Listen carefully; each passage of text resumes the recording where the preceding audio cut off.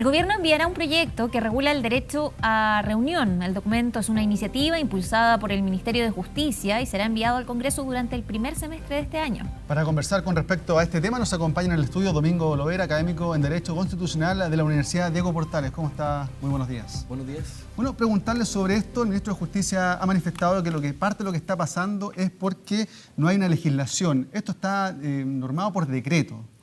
Sí, hay una breve historia respecto a la regulación actual del derecho de reunión, ¿no? Esta es una disposición que viene desde el texto constitucional de 1925 en términos muy similares. Se sujeta al ejercicio del derecho de reunión a disposiciones generales de policía, decía el texto del 25.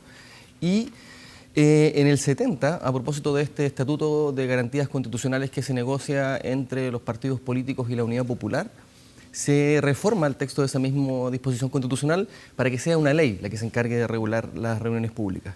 Había una suerte de acuerdo entre todos los constitucionalistas y las constitucionalistas, más pocas entonces, ¿no? Por razones que sabemos de nuestras sociedades, ¿no? En que eso había significado una mejora del derecho de reunión. ¿Por qué? Porque la regulación por medio de una ley, ¿no?, de un derecho fundamental, hace que la discusión sea pública, deliberada, y no descanse solamente en estos decretos que son unipersonales, ¿no? Y luego, cuando se discute el texto del actual texto constitucional vigente, ¿no?, a puerta cerrada, lo que se decide es retomar la regulación del 25, ¿no? Lo que tenemos hoy día, efectivamente, entonces, es un derecho constitucional reconocido en el texto, 19 número 13, a reunirnos pacíficamente, sin armas y sin permiso previo, en lugares de uso público, sin perjuicio de que esas reuniones también tienen que regularse por las mismas fórmulas, ¿no?, disposiciones generales de policía.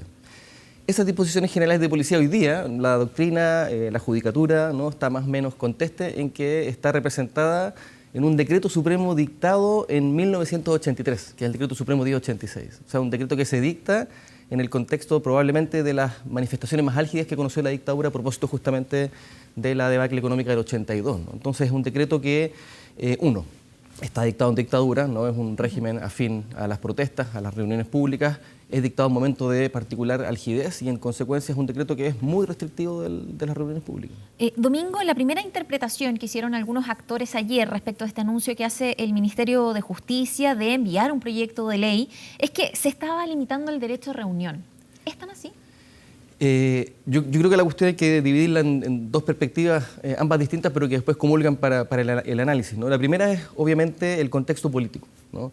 O sea, dado el contexto político de alta movilización social, yo creo que no hay duda que esta es una iniciativa que apunta a restringir el derecho de reunión, ¿no? Es cierto que las leyes también sirven, y esto muchas veces se piensa poco, ¿no? Sirven las leyes para garantizar los derechos fundamentales, ¿no? O sea, necesitamos leyes que de alguna manera nos aseguren en específico, ¿no?, cuáles son los contornos del derecho fundamental que sí están, ¿no?, efectivamente protegidos, ¿no? Pero lo cierto es que, claro, el contexto de particular movilización social hace que haya buenas razones para pensar de que este no es el mejor momento para tener esta discusión. No obstante, y esta es la segunda patita, digámoslo así, de la discusión, es razonable que sea una ley y no un decreto el que, digamos, el instrumento que regule derechos fundamentales. Porque lo que dice el ministro de Justicia es que se está siguiendo una recomendación de Derecho Internacional, del Instituto Nacional de Derechos Humanos particularmente. Entonces, en ese sentido, dice, es una recomendación que se está atendiendo, pero no en el momento... Exactamente. O sea, dado el momento de particular agitación social, a ver, la protesta es un mecanismo que la ciudadanía tiene para acercarse al poder público. Muchas veces hay sectores de la ciudadanía que recurren a la protesta porque es el único canal de comunicación que tienen con el gobierno. No tienen acceso a la prensa, no tienen acceso a oficinas lobistas, y la protesta es el mecanismo que les permite a ellos y a ellas, ¿no?, presentarse frente al poder público. Entonces, la protesta incomoda.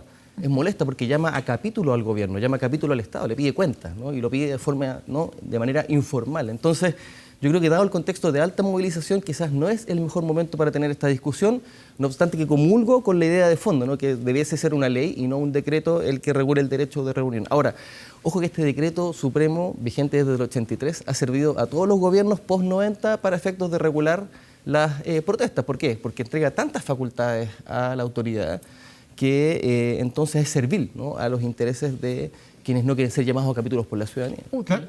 El ministro de Justicia también ha manifestado que este derecho a reunión, también la idea que busca es hacer compatible también con otros derechos que también tiene la ciudadanía, por ejemplo, libre circulación. ¿Tú compartes esa visión? Bueno, o sea, lo que hay que tener claro, ¿no?, y esto es una cuestión que, por ejemplo, se razona poco a propósito del derecho a la vida, ¿no? Discusiones sobre despenalización del aborto, etcétera, que todos los derechos fundamentales pueden ser objeto de regulaciones y limitaciones. De eso no hay duda. Es necesario conciliar muchas veces distintos derechos e intereses contrapuestos. El que tú mencionas es un caso, ¿no? Que ocurre cuando hay una protesta y cuando eso de alguna manera perturba mi derecho a la circulación, o cuando hay reuniones en espacios de uso público, ¿no? Yo hace cosa de un mes iba a Viña, ¿no? Y era justo el día de la peregrinación de los Vázquez. Entonces mi trayecto, que generalmente es de 1 hora 10 minutos, fue de 2 horas. Y a la vuelta tuve que tomar un camino distinto. Eso es una perturbación para mi libertad.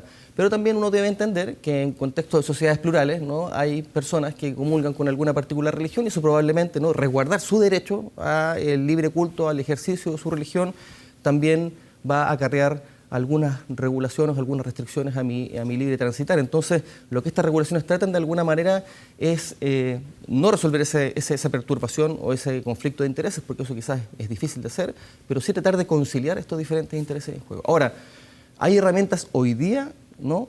Prescindiendo incluso del decreto supremo, que permiten a la autoridad tomar este tipo de resguardos, ¿no? Por ejemplo, los partidos de fútbol de la selección.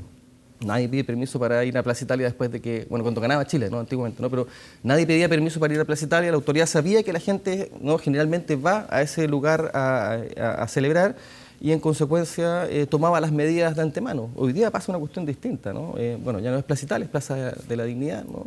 La gente sigue reuniéndose ahí con ciertas rutinas. Las autoridades saben esto y sin embargo, a pesar de, ¿no? En vez de saber, ¿no? Y tener esta información, en vez de tomar los mismos resguardos que toman en los partidos, toman una estrategia distinta de acopamiento. Domingo, el ministro ha dicho que pretenden sostener un diálogo amplio con diversos actores, recoger todas las opiniones. ¿Qué debería incluir este proyecto y qué debería dejar fuera?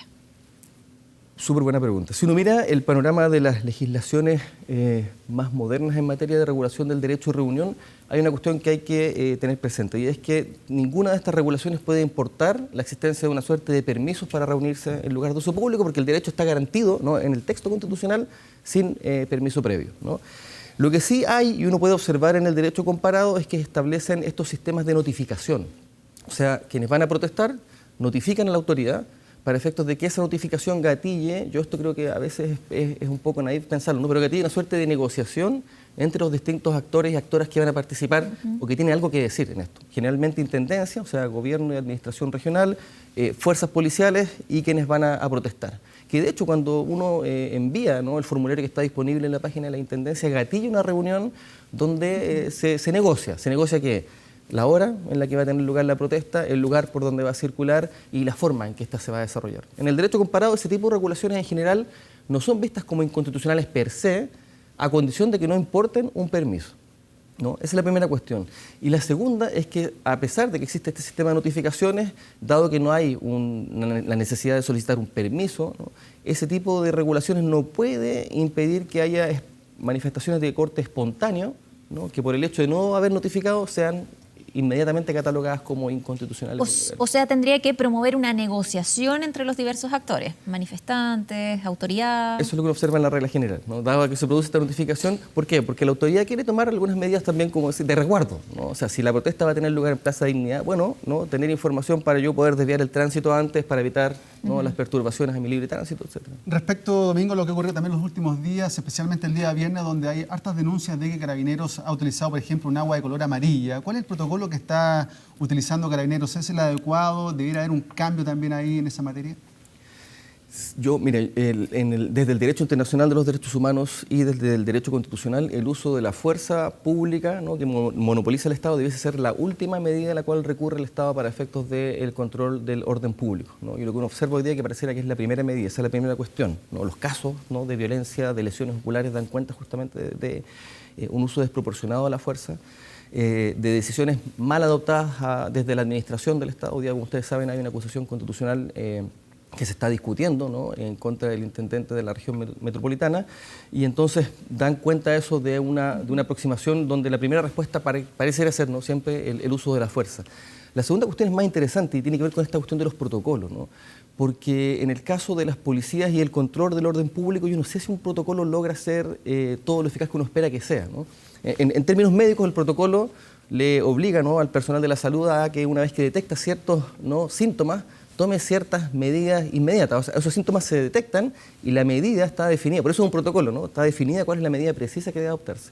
En cambio, en el caso de los protocolos de control del orden público, esto no es algo que pueda ser tan mecánico, sino que siempre está, ¿no?, a la discreción, en buena medida, ¿no?, del funcionario público, el hacer esa evaluación, ¿no? Y entonces no funciona igual que un protocolo médico, ¿no? Cuando la manifestación se comienza a tornar desordenada o cuando comienza a afectarse de manera intensa el orden público. Eso es algo que evalúa el mismo funcionario, ¿no? Bien, Domingo Lovera, académico de la Universidad Diego Portales, abogado, muchísimas gracias por la Gracias a entrevista. ustedes. Está muy bien.